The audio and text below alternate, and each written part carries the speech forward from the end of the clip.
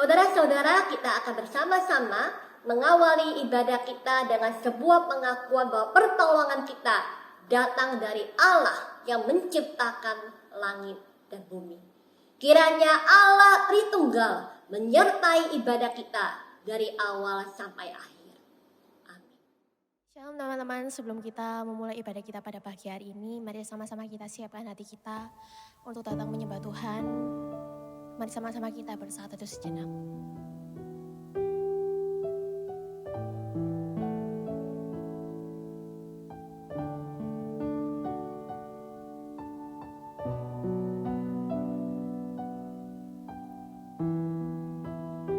Teman-teman, kita boleh ada pada pagi hari ini semua karena kebaikan Tuhan. Karena kasih karunia Tuhan yang sudah memberikan kita kesempatan untuk boleh hidup sekali lagi. Mari sama-sama kita siapkan hati kita. Kita penuhi hati kita untuk datang ke hadiran-Nya. Mari sama-sama kita mengangkat suatu pujian, diam di hadirat.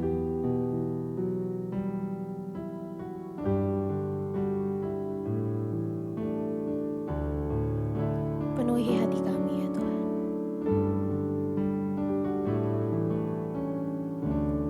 Penuhi hatiku dengan hadir-Mu.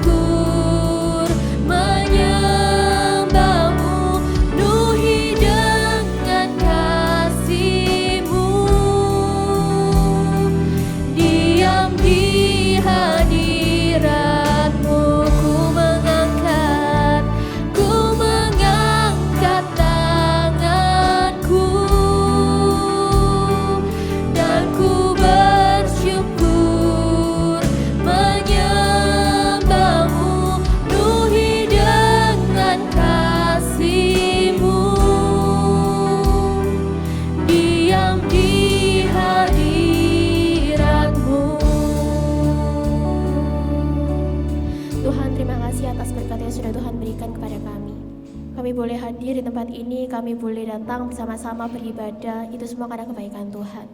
Terima kasih ya Tuhan, pimpin ibadah kami dari awal hingga akhir.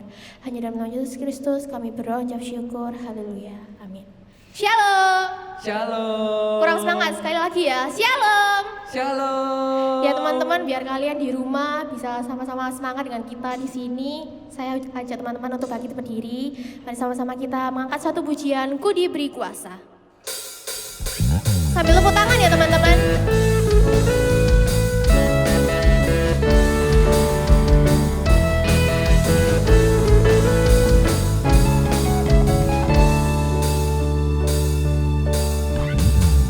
Diberi kuasa, Raja mulia, menaklukkan musuh di bawah kakiku.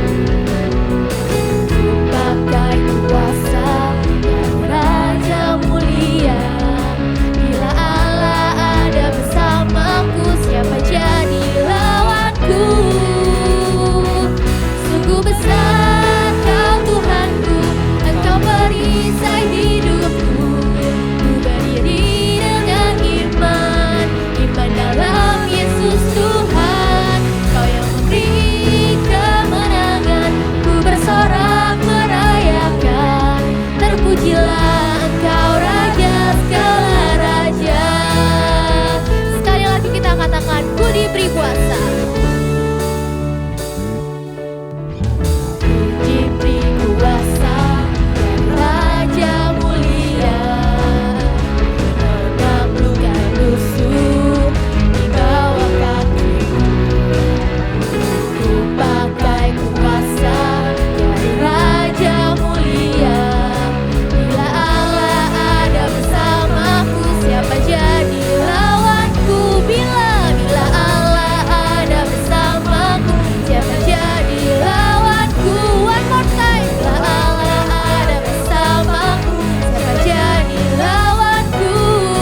Sungguh besar Kau Tuhanku, Engkau perisai hidupku.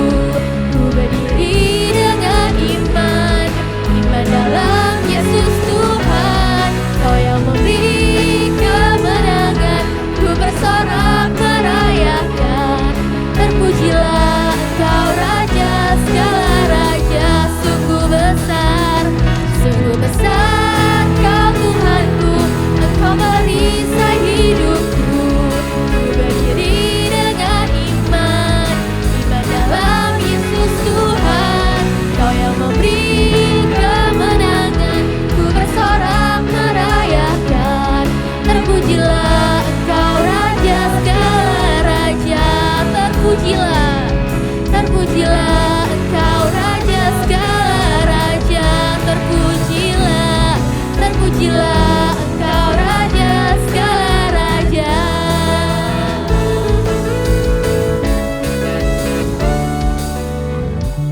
Ada semangat untuk puji nama Tuhan teman-teman? Amin. Amin. Ya teman-teman, saya silakan yang ada di rumah boleh kembali duduk kembali. Mari sama-sama kita siapkan hati kita untuk menaikkan beberapa doa syafaat kita pada pagi hari ini. Mari sama-sama kita mengangkat pujian, Ku bersyukur Bapa. Teman-teman, banyak yang sudah Tuhan izinkan berbuat dalam hidup kita. Rancangannya terlalu indah bagi kita.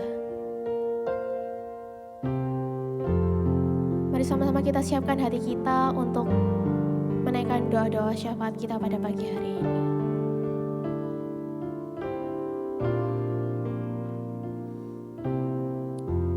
Banyak yang Kau perbuat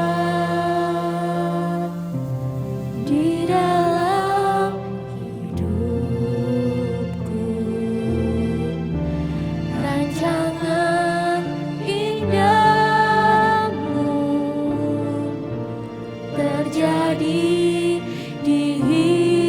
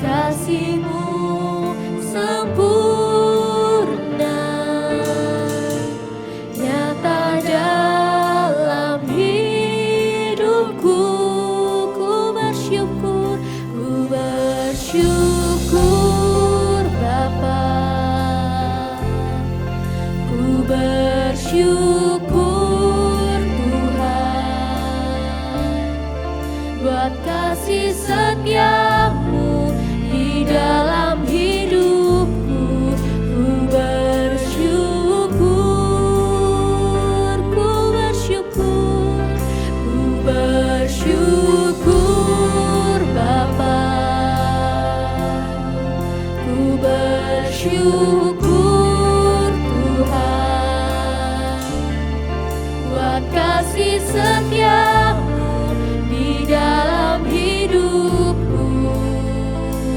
Ku bersyukur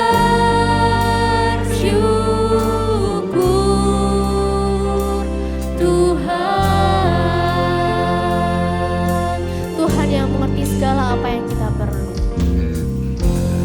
Bapa yang mengerti segala yang ku perlu.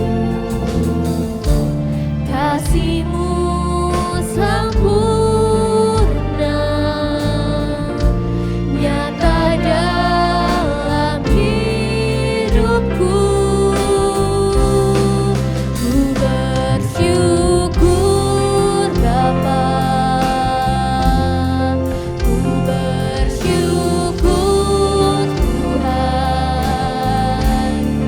buat kasih setiamu di dalam hidupku. Ku bersyukur, ku bersyukur, ku bersyukur Bapa, ku bersyukur Tuhan buat kasih setiamu di dalam hidupku. Ku bersyukur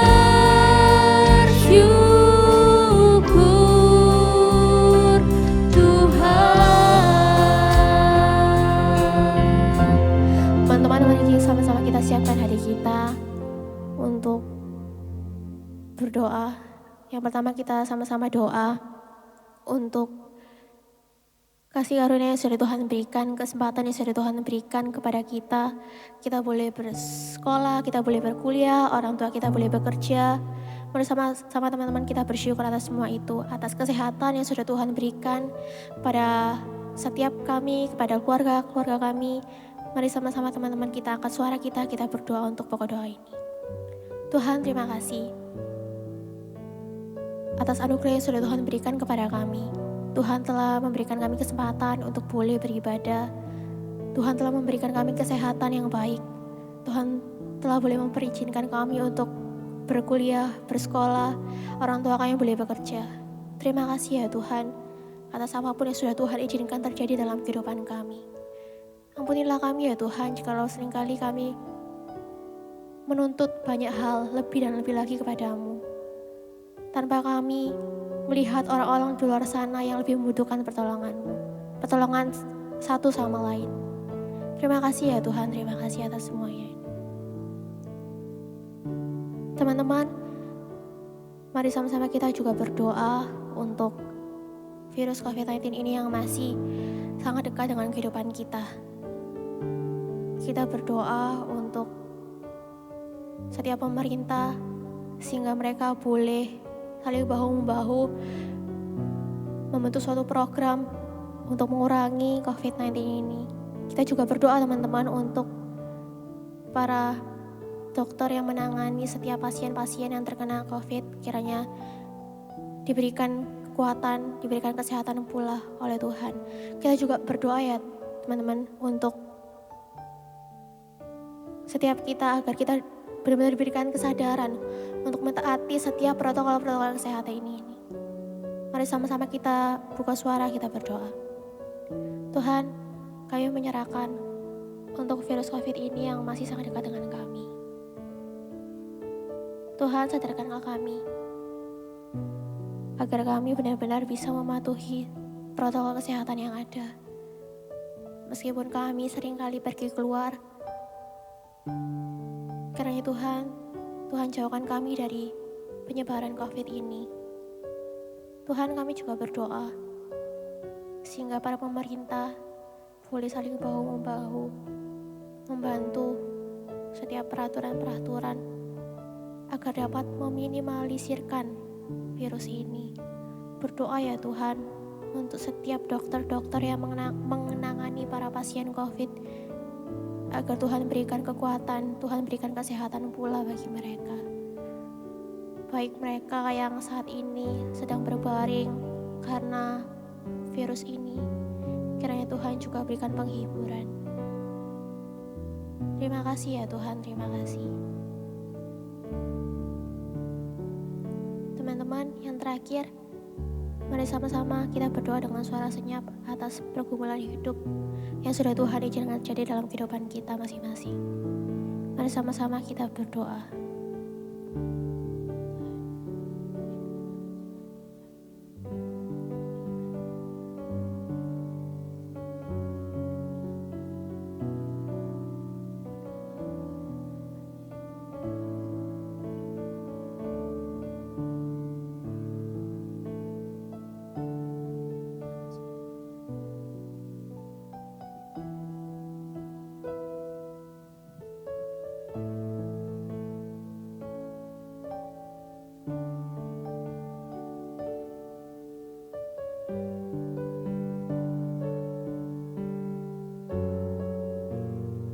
Terima kasih ya Tuhan.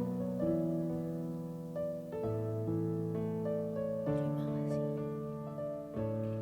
Ku mau memuji-Mu, ku selalu puji-Mu, ku mau menyembah-Mu, ku selalu sembah-Mu. Kau yang layak terima semua pujian, kemuliaan hanya bagi Tuhan. Ku mau memuji-Mu, ku mau memuji-Mu, ku selalu puji-Mu, ku mau menyembah-Mu, ku selalu sembah-Mu. Kau yang layak terima semua pujian, kemuliaan hanya bagi Tuhan.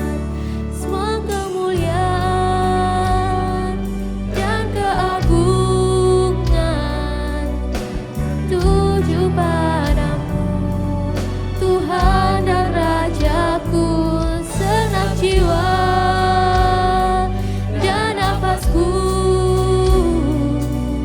menyembah Yesus yang hidup. Semua kemuliaan dan keagungan tertuju padamu, Tuhan dan Rajaku. Segenap jiwa dan nafasku menyembah Yesus yang hidup. Ku mau Tuhan, mau memuji-Mu, ku selalu puji-Mu, ku mau menyembah-Mu, ku selalu sembah-Mu. Kau yang layak terima semua pujian, kemuliaan hanya bagi Tuhan. Kau yang layak Tuhan, Kau yang layak terima semua pujian, kemuliaan hanya bagi Tuhan. Tuhan, inilah doa-doa syahwat kami pada pagi hari ini.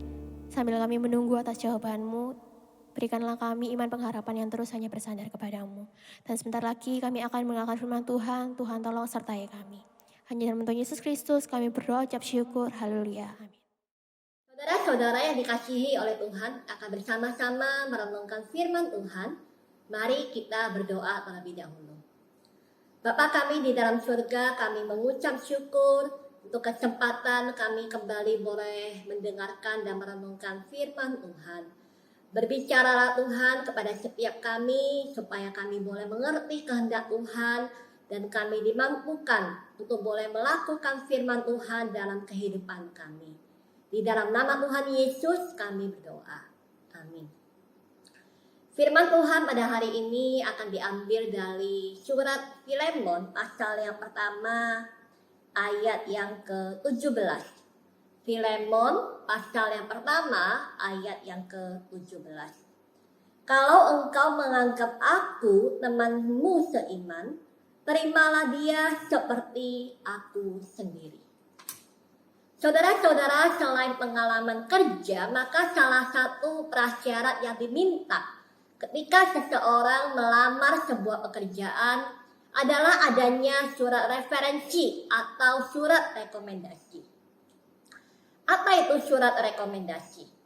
Surat rekomendasi atau referensi adalah surat yang diterbitkan oleh seseorang atau sebuah perusahaan dengan tujuan agar pemegang surat mendapatkan pandangan yang positif atau baik dari pihak lain, sehingga bisa melancarkan tujuan yang ingin dicapai.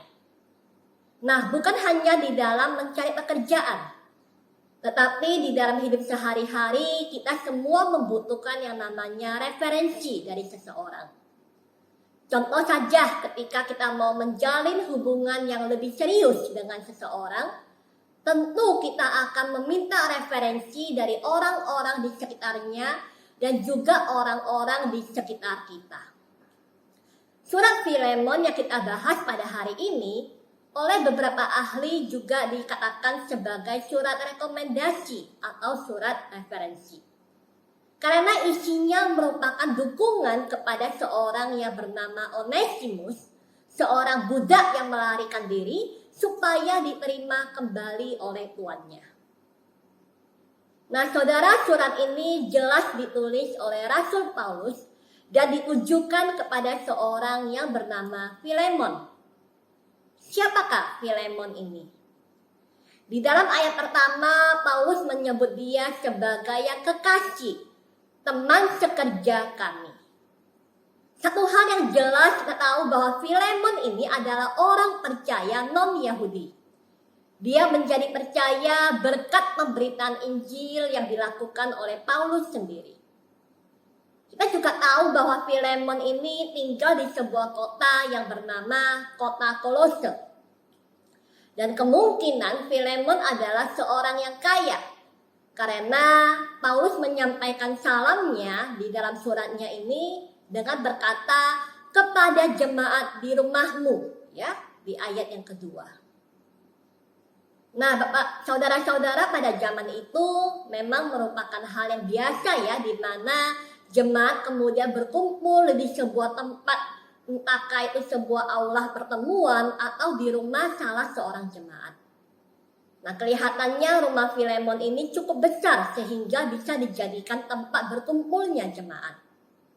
Bahkan di kemudian hari Paulus juga berkata meminta agar dia diperbolehkan tinggal di kamar tamunya rumah Filemon ketika dia dibebaskan dari penjara. Filemon kemungkinan besar juga adalah seorang pemimpin jemaat di Kolose. Karena Paulus menyebut dia sebagai rekan sekerja di dalam Injil. Saudara-saudara, Paulus mengawali suratnya dengan sebuah ucapan syukur dan pujian. Karena sekalipun dia berada di penjara, dia mendengar bagaimana Filemon, buah dari pengabaran Injilnya ini, hidup di dalam iman dan kasih.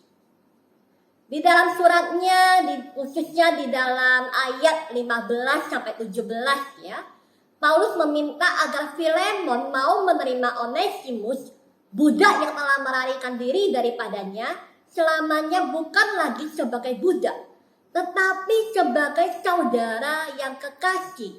Karena demikianlah Paulus memandang Onesimus sebagai saudara yang kekasih.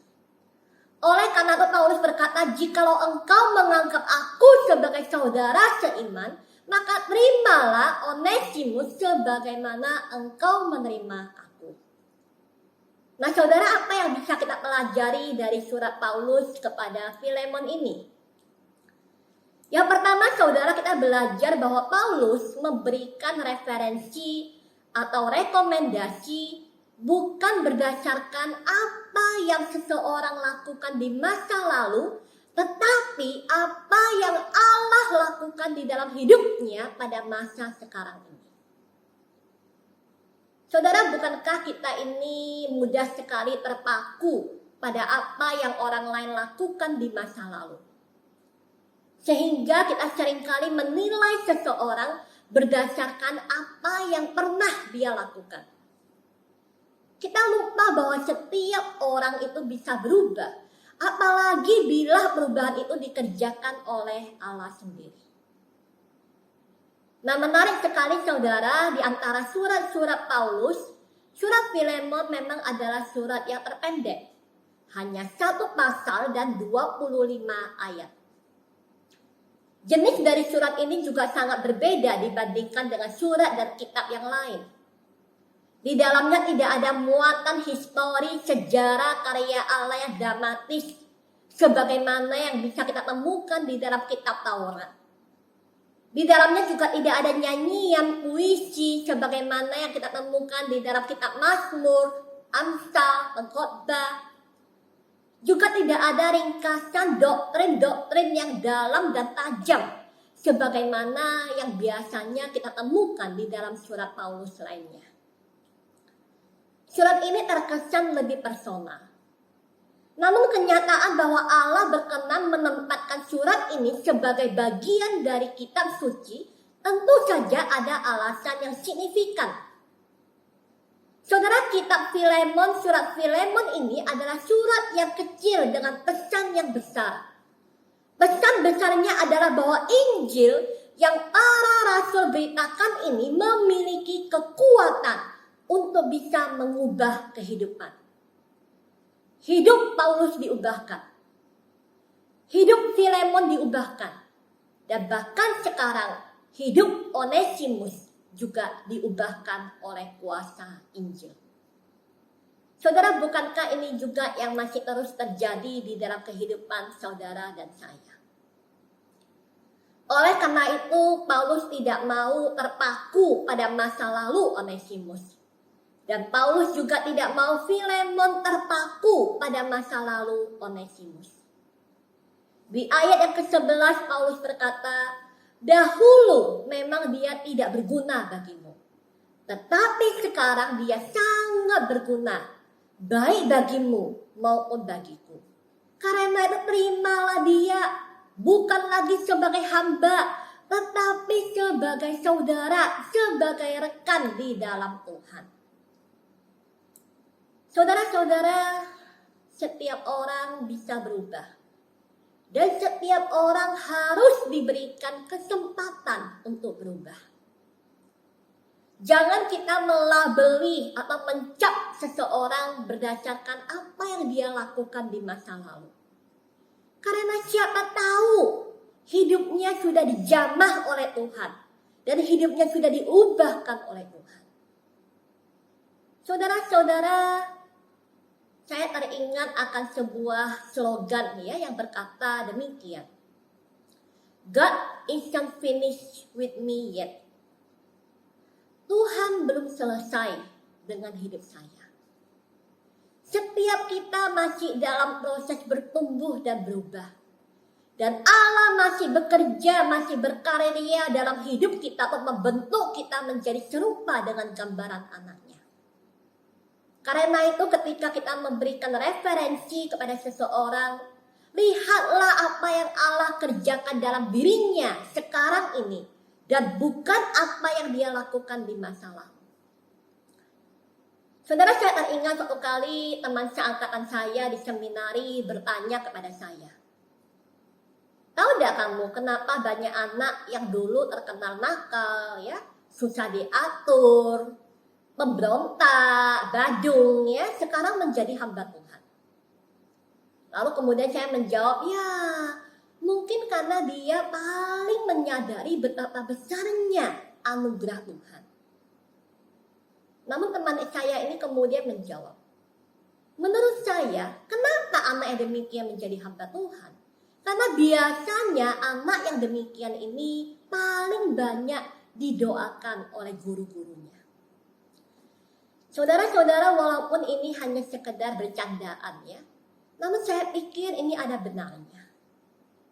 Siapa tahu saudara, suatu hari teman yang saudara kenal yang hidupnya tidak karuan, suatu kali dia menjadi seorang yang bisa dipercaya.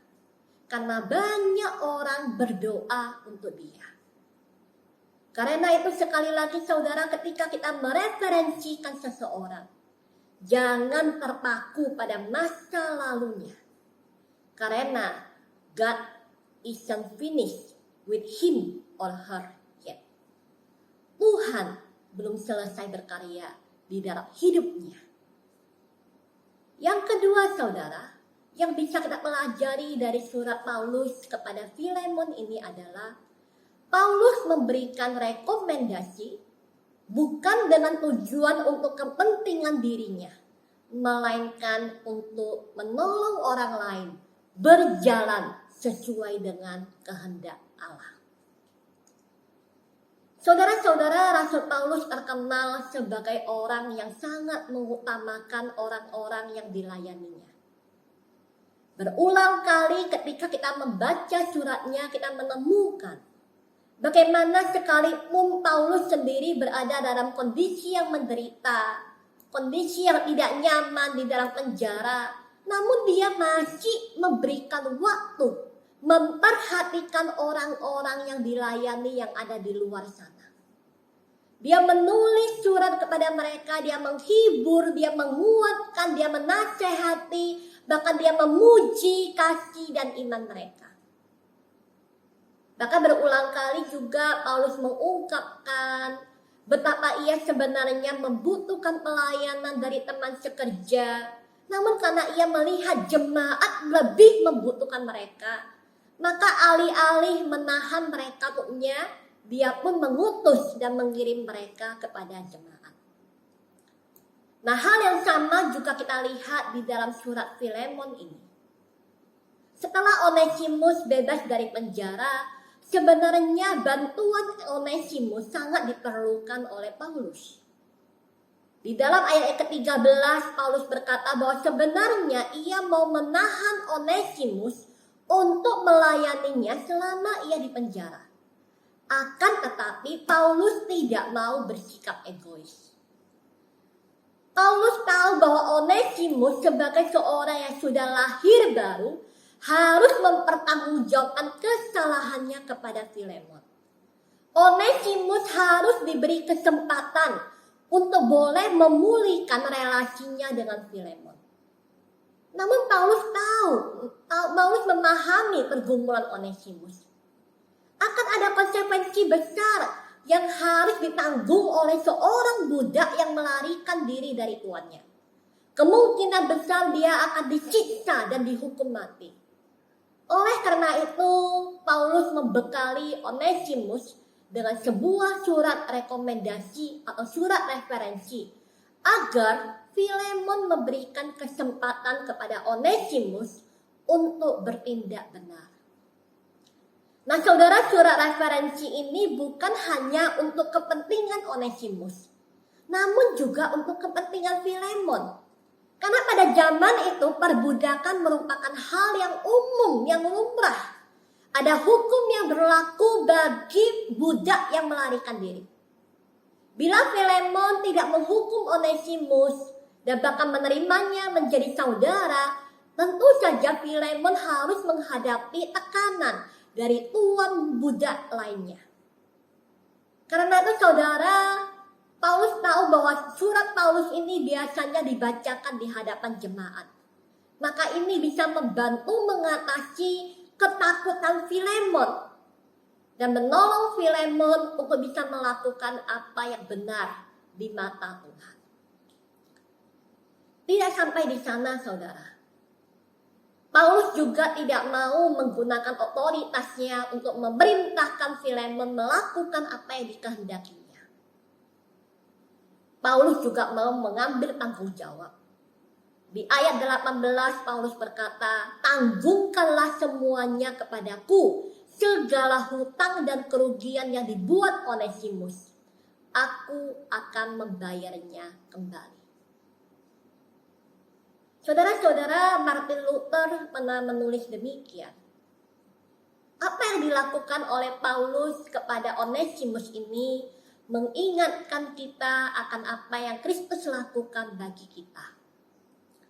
Paulus adalah gambaran Kristus yang dengan hati-hati membela kasus kita di hadapan Allah Bapa, yaitu dalam hari ini gambarannya adalah Filemon. Dan kita yang adalah budak, ya, seperti Onesimus yang memberontak, yang tidak lagi berguna oleh karena keberdosaan kita. Tetapi Kristus di atas bukit Kalvari, dia berkata kepada Bapa, tanggungkanlah padaku dosa mereka. Apapun dosa yang mereka lakukan terhadapmu, tanggungkanlah kepadaku. Dan inilah yang membuat kita bisa diterima kembali di rumah Bapa dan menjadi berguna bagi Allah Bapa. Tapi tentu saja kita harus kembali ke rumah dengan surat referensi yang ditandatangani oleh darah Kristus sendiri. Saudara-saudara, di dalam ayat yang ke-19 Paulus kembali melanjutkan. Agar jangan kukatakan, tanggungkanlah semuanya itu kepadamu, karena engkau berhutang padaku, yaitu dirimu sendiri. Saudara, kita melihat dalam bagian ini bagaimana Paulus dengan sangat baik sekali menggunakan retorika, ya, kemampuan berbahasa yang sangat baik untuk mengingatkan Filemon bahwa dia pun sebenarnya adalah seorang yang berhutang. Namun dia sudah dipulihkan. Nah, kalau kita sendiri sudah diampuni, sudah dihapus hutangnya, maka kita pun harus melakukan yang sama kepada orang lain. C.S. Lewis menulis, menjadi seorang Kristen berarti mengampuni yang tidak dapat dimaafkan. Karena Tuhan pun telah mengampuni yang tidak dapat dimaafkan di dalam diri kita. Tidak diragukan lagi saudara, surat Paulus ini kemudian menolong Filemon untuk bisa mengesampingkan kemarahannya dan menerima Onesimus, budak yang melarikan diri ini, menjadi saudara. Jadi kemudian hari firman Tuhan mencatat bahwa Onesimus ini diutus oleh Paulus menjadi rekan sekerja, menjadi juru bicara Paulus untuk kembali ke kota Kolose bersama dengan Tikikus. Saudara-saudara, seringkali alasan kita tidak memberikan rekomendasi, tidak memberikan referensi yang baik kepada orang lain adalah karena kita takut dirugikan. Kita takut nanti orang itu akan menjadi lebih baik di mata orang lain dibandingkan dengan kita. Kita khawatir nanti kalau ternyata orang yang kita rekomendasikan ternyata di kemudian hari melakukan hal yang salah dan kita dirugikan. Namun saudara, ingatlah, setiap orang berhak mendapatkan kesempatan. Sama seperti kita pun telah diberikan oleh Tuhan kesempatan, telah diberikan kesempatan oleh orang lain. Saudara-saudara, apa persamaan dari Abraham, Musa, Daud, Elia, Yunus, Simpson, bahkan Petrus, Paulus, dan masih banyak lagi? Saudara, mereka semua adalah orang yang pernah gagal dalam hidupnya, namun diberikan kesempatan, sehingga akhirnya mereka menjadi berguna di tangan Allah. Kiranya Tuhan menolong kita sekalian untuk menjadi alat menyatakan anugerah Allah kepada sesama kita. Amin. Mari kita berdoa. Bapa di dalam surga, kami mengucap syukur untuk firman Tuhan yang boleh kami renungkan pada pagi hari ini. Tolonglah kami ya Tuhan, agar sebagaimana Tuhan Engkau memberikan kami kesempatan untuk kami boleh berubah, biarlah kami juga boleh punya kemurahan yang sama kepada orang lain, memberikan kesempatan kepada orang lain untuk boleh menikmati apa yang baik, apa yang benar, seturut dengan kehendak Tuhan. Pimpin kami ya Tuhan, sertai kami, jadikan kami anak-anak-Mu yang boleh menjadi berkat dimanapun dan bagi siapapun. Terima kasih Tuhan. Ini doa kami Di dalam nama Tuhan Yesus kami berdoa. Amin. Teman-teman, untuk meresponi firman Tuhan, saya dan teman-teman untuk bangkit berdiri.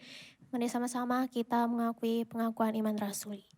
Pengakuan iman rasuli. Aku percaya kepada Allah, Bapa yang Maha Kuasa, Khalik langit dan bumi, dan kepada Yesus Kristus, Anaknya yang tunggal Tuhan kita, yang dikandung dari Roh Kudus, lahir dari anak darah Maria, yang menderita sengsara di bawah pemerintahan Pontius Pilatus, disalibkan, mati dan dikuburkan, turun dalam kerajaan maut. Pada hari yang ketiga, bangkit pula dari antara orang mati, naik ke surga, duduk sebelah kanan Allah, Bapa yang Maha Kuasa, dan dari sana Ia akan datang untuk menghakimi orang yang hidup dan yang mati. Aku percaya kepada Roh Kudus, gereja yang kudus dan am, persekutuan orang kudus, pengampunan dosa, kebangkitan tubuh, dan hidup yang kekal. Amin. Masih dalam posisi berdiri, mari sama-sama kita mengakhiri ibadah kita pada pagi hari ini. Kita kembalikan segala puji kemuliaan kita hanya bagi Tuhan. Soli Deo Gloria. Ku nyanyi Hosana bagi Rajaku yang duduk di tahta. Aku muliakan dan ku agungkan, Kau layak disembah. Ku nyanyi Hosana bagi Rajaku yang duduk di tahta. Aku muliakan dan ku agungkan, Kau layak disembah. Kau layak disembah.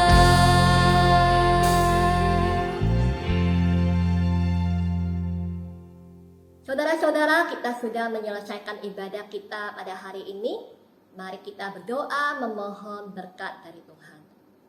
Kiranya Allah sumber segala anugerah dan berkat, kasih dari Kristus Yesus yang sudah menebus dan menjadikan kita anak-anak Allah, pertolongan, kekuatan, penghiburan Allah Roh Kudus, kiranya boleh memampukan kita untuk boleh terus hidup sesuai dengan jalannya dan menjadi berkat bagi siapa saja yang kita temui, mulai dari hari ini sampai selama-lamanya. Amin.